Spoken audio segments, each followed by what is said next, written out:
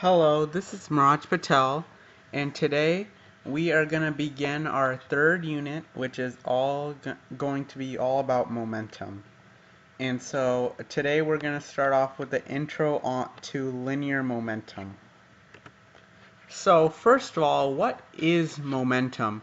And I'm pretty sure most of you have heard of, when people say, "Oh, I got a lot of momentum," in like sports, when you're running fast and it's hard to stop.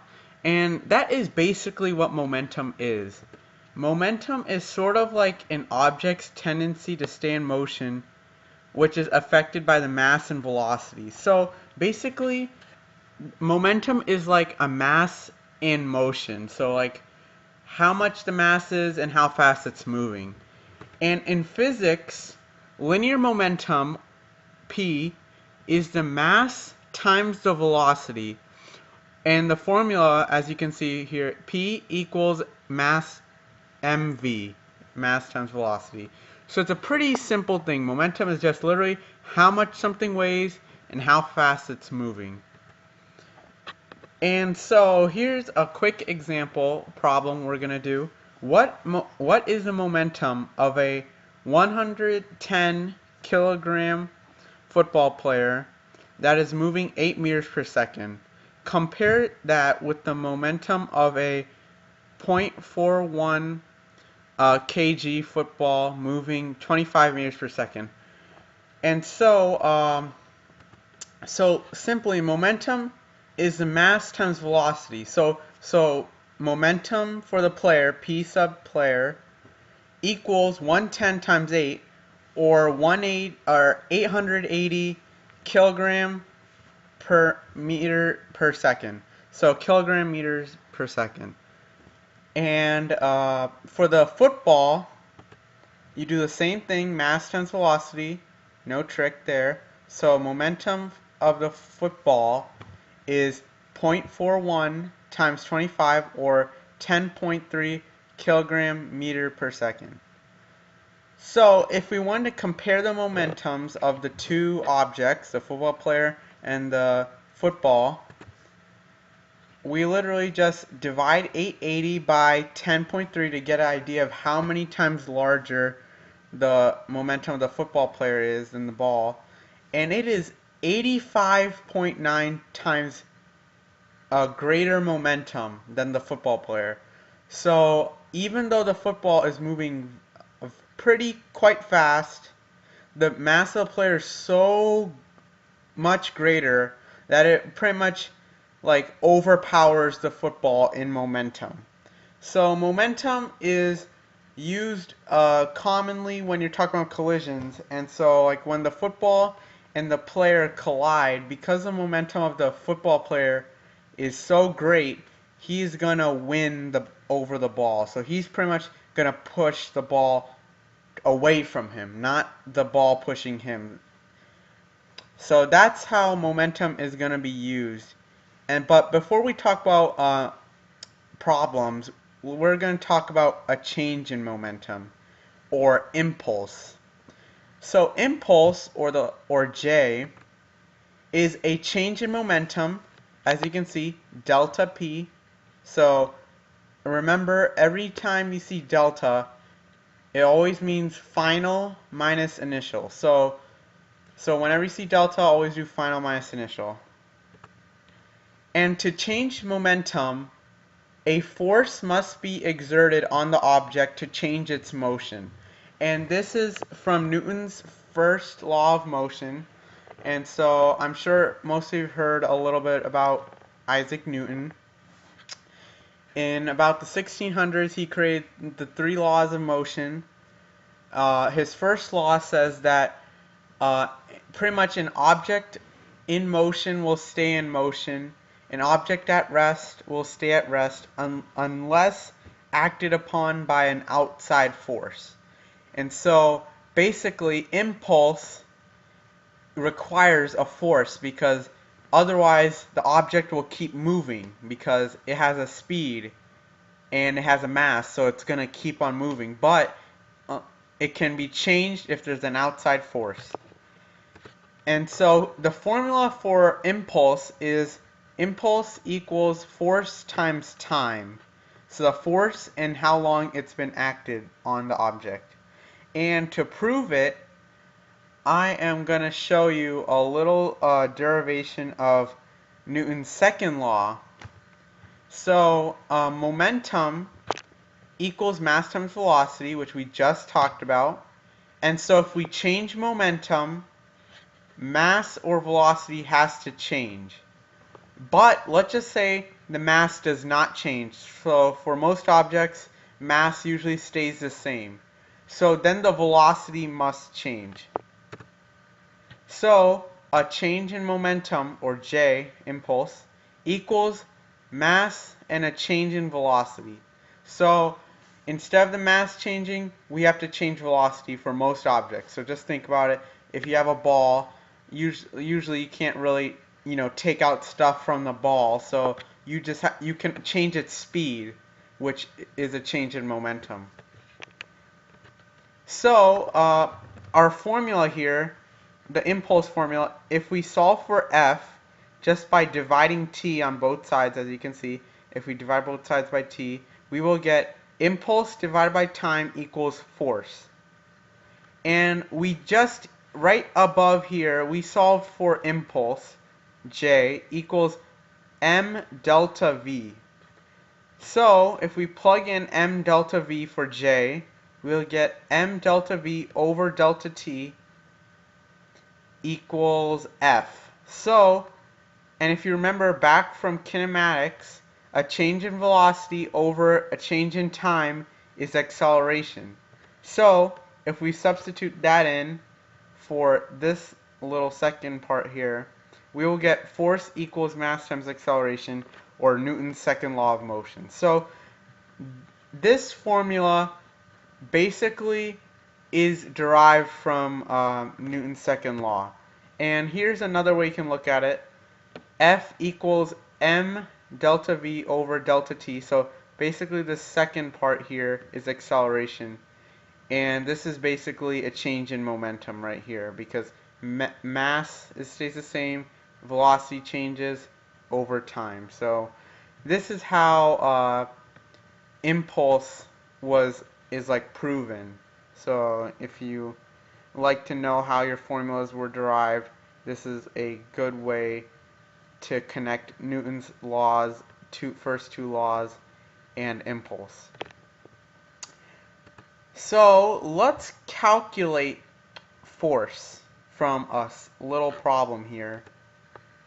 So a 50-gram golf ball is resting on a tee. The ball is moving 40 meters per second after it is struck by a golf club for 4 milliseconds. What is the impulse and the force the person hit the ball with? Okay, so imagine a golf ball sitting on a tee and then someone hits it with a club. So, and it moves 40 meters per second right after. So first let's calculate the momentum, the change in momentum. So initially the ball was not moving. So if a ball is not moving, or if an object's not moving, it has no momentum, because momentum is mass times velocity.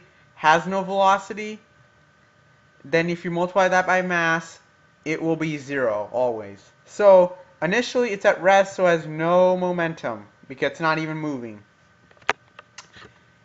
Right after the ball is hit, it has a momentum of 0.05, so 0.05 kilograms, times 40, because that's how fast it's moving.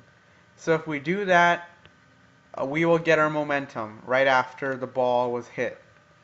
And this is the formula. Impulse equals mass delta velocity. So the mass was 50 grams, or 0.05 kilograms. And then the change in velocity, remember, is delta is final minus initial. So the final velocity was 40. Initial was 0 meters per second. If we do that, we will get a an impulse of 2 newtons times seconds. So 2 newton seconds. Okay, so we got the impulse, so we got the first part of our problem. So to calculate the force, we use our second formula, which we just talked about, which is force or impulse J equals Ft. So to calculate that, J equals Ft, we solve for F using that. So we basically divide each side by time. So J divided by time equals F. So if we do that, 2 divided by 4 milliseconds, and remember, we always have to write our units in MKS, so meters, kilograms, or seconds. So if the problem instead gave us 4 milliseconds, we would have to know that 4 milliseconds is actually 4 thousandths of a second. So milli means thousandth. So remember, to convert from milli to seconds, you just move the decimal place 3 places to the left. So we do 2 divided by 0.004, and we will get 500 newtons. So this person hit the ball with 500 newtons, and this caused a change in momentum known as impulse. Okay, force versus time graph. This graph here is important because the area is impulse. And can you tell me why the area is impulse? So, if you said the units are force and time, and if you multiply force times time, you get impulse, you are correct. Because area is always gotten by multiplying the two units, so the x and y. And then the slope, on the other hand, is force divided by time. So it's pretty much the rate of application of the force, which isn't really relevant, but just for fun, it's pretty much the rate of application of the force. So from the area of a graph, we can use it in a problem. So this is all useful. Graphs are always very useful. They have tons of information. They have slope and area, and they can give you over a whole time, lapse time, so graphs are very important, and you always need to be able to analyze them. So here is an example of a problem you might get. So a 50 gram or 0.05 kilogram box is sliding at 2 meters per second, has this force applied on it in the same direction of its movement. How fast is it moving after the force is exerted? So this is a picture of a force versus time graph. You can tell this is force, even though I didn't label it, because the units are newtons, 20 N, and then on the bottom I wrote time in milliseconds. So if we first go to the next slide, we need to first calculate the impulse using the area of the graph. So if we go back to our graph, basically we have two triangles. So we have 1, 2, 3, 4 milliseconds by 20, and then we have two of these triangles because this is 1, 2, 3. Oh, sorry. So this should be actually 4. So imagine it's all the way out to here. So this is 5, 6, 7, and then 8. Sorry about that. So imagine this goes out to 8 milliseconds. So two triangles, 0.004 by 20. So basically the graph is two triangles with a base of 0.004 and a height of 20 newtons. Area of a triangle is 1/2 base times height. So 0.5 times 20 times 0.004. But because there's two triangles, I multiply by 2. Essentially, it just cancels out the half and 2. So it's 20 times 0.004 or 0.08 newtons times seconds. and that is the impulse. Impulse, so we're changing momentum. And the change in momentum is final minus initial. Final minus initial always will be.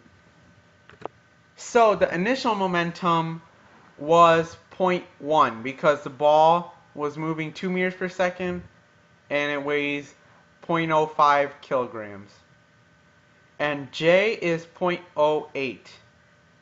So if we plug that into our formula here, so if we move over initial momentum on the other side and add it with the impulse, we will get the final momentum.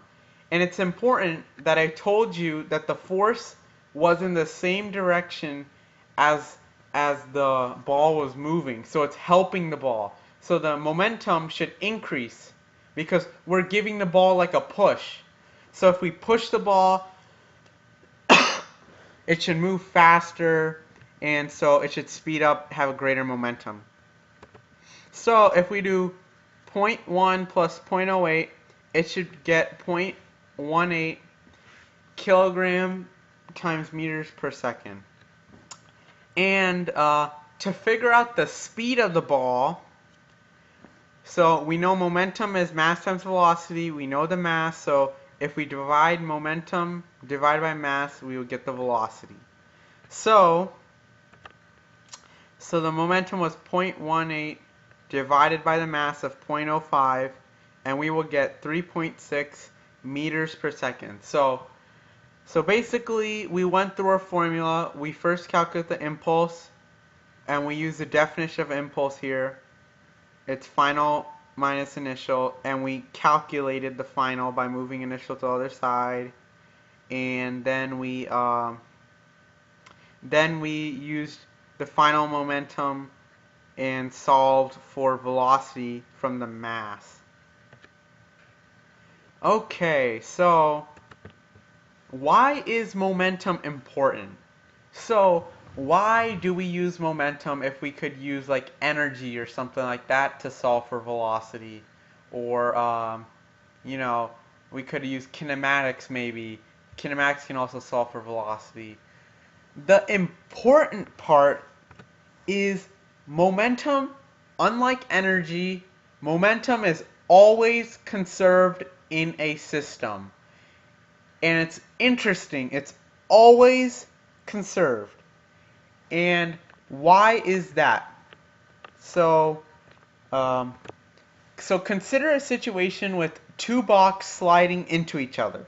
Okay? So you have two blocks on ice or a frictionless surface, and they collide. So when they collide, each box exerts the same force on the other block, on each other, right? And this is Newton's third law.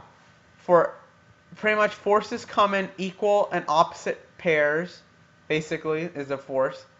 Or, I mean, Newton's law, third law.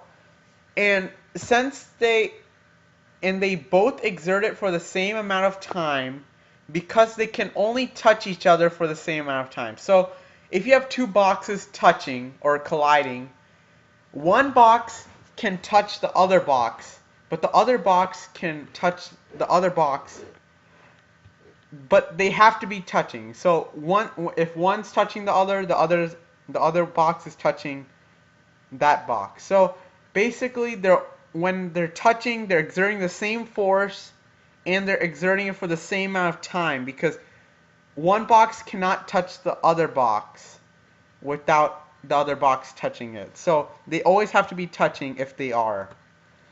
And since impulse is force times time, each block gets the same change in momentum, but in opposite directions, because the forces on the blocks are opposite, right? Because one block is pushing to the left, and the other box is pushing to the right, and they both have equal but opposite forces, and they touch for the same amount of time. Because if I touch something, it's touching me for the same amount of time I touch it. I can't touch the wall more than it touches me, because that's like impossible. So, this is why momentum is always conserved, because they always exert equal and opposite forces when colliding, and they touch for the same amount of time, but they're in opposite directions. So one gets some more momentum, the other one loses momentum, or vice versa. So one loses, one gains. So that's the whole point of momentum. It's always conserved, and the whole reason why is because the when it collides, the force is internal, meaning that it affects both objects equally. So the whole system, which are the two boxes, stays the same. But each box, the momentum might change.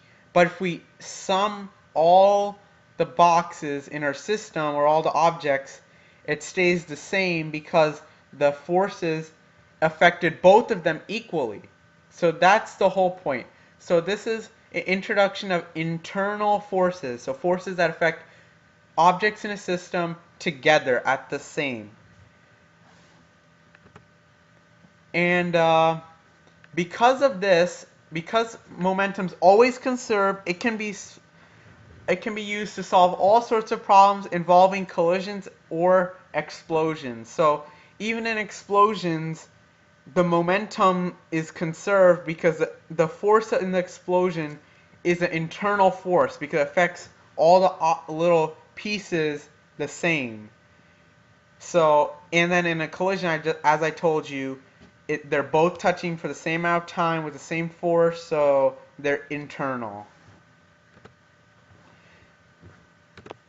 So here we're going to start off with a simple momentum problem. So a 1 kilogram box is moving to the right at 2 meters per second on ice, and it hits a stationary 3 kilogram box. The 1 kilogram box bounces off the 3 kilogram box at 1 meter per second. How fast does the 3 kilogram box move to the right? Okay, so when you're solving these problems, it's important to draw a picture, set up the problem. So here I drew a simple schematic. So basically this box is moving forward, no friction, stays the same speed. Then this one bounces off, it ricochets. The other one moves forward. It had to get some energy from this, and but we don't know how fast it's moving. So how can you figure out the velocity of that other box? Like, how? We don't know energy is conserved. We can't use kinematics because we don't know, time and all that fun stuff. But momentum can be used because we know it's always conserved in collisions. So momentum is a vector. So it's always important to consider, like, vectors. Consider the right positive and the left negative. So think of a number line. Numbers on the right are more positive, numbers on the left are negative. So to figure out the initial momentum, that one box, the lighter box, is moving. So the other box, the heavier box, is just sitting there. So the initial momentum is only the momentum of that little one box. So it's 1 meters per second times 2, or 1 kg times 2 meters per second. So 2 kilogram meters per second.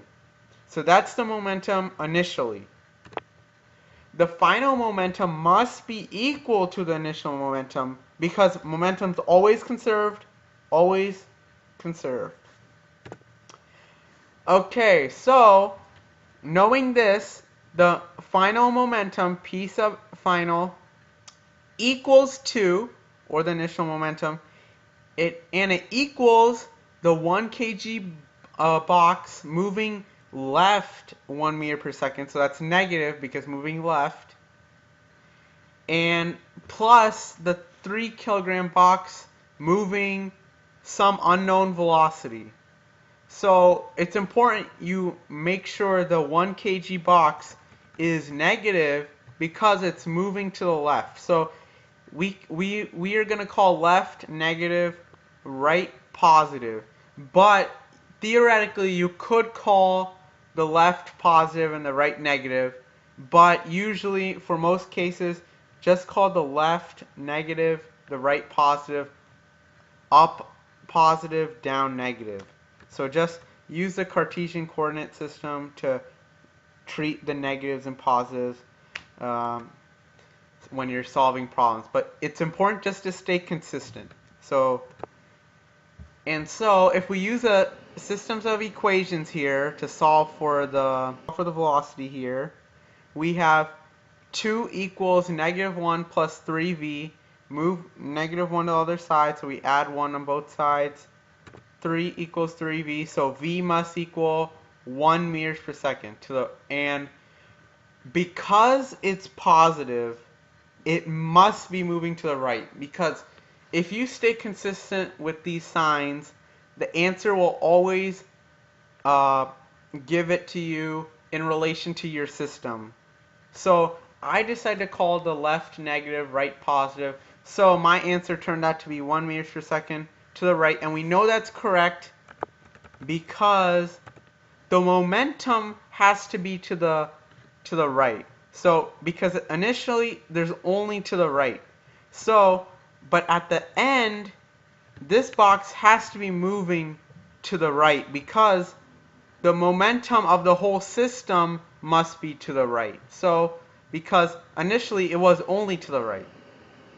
So the momentum, so we know that the box has to go to the right because this box goes to the left. So something has to go to the right to make the total momentum to the right.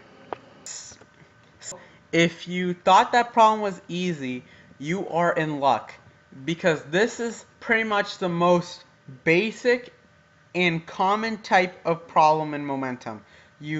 Most of the time you have two boxes, they collide, they pretty much only really change the masses or the velocity, but this is a very frequent type of problem. And the good part is it's very simple to pretty much answer a question what they want. So if you enjoyed this problem, uh, be happy because this is a great thing to use because momentum is pretty simple and straightforward, and there's only a few more little complexities, but trust me, it's not that bad. Momentum is one of the pretty much easiest things I believe in physics there is. So thank you for watching my video today. So today we talked about the basics of momentum and impulse. So momentum is mass times velocity, impulse is a change in momentum. And we learned about how to read that graph about force versus time. So tune to the next video to learn about other types of momentum problems. We'll talk about like the three types: elastic, inelastic, or perfectly inelastic, and we'll talk about 2D momentum problems. So it's still not 3D, okay? We don't go that far, but 2D we use vectors to solve for multiple directions instead of straight back and forth. So if you enjoyed this video and it helped you out, please spread the word and like this video down below and tell your friends that are taking physics and just or tell anyone you know that's just interested in learning. So email me if you have any questions or comments. Please email me at mpatelbuccaneer@gmail.com. I am happy to answer questions about anything in introductory physics like kinematics, energy, circuits, rotational motion, waves, and for chemistry tutorials, I have a whole website for tons of videos all about introductory chemistry if you're taking high school or if you're taking AP Chem and you just want like a refresher of a basic principle. It's buccaneerchemistry.weebly.com. Thank you, and I hope to see you next time, and have a good day.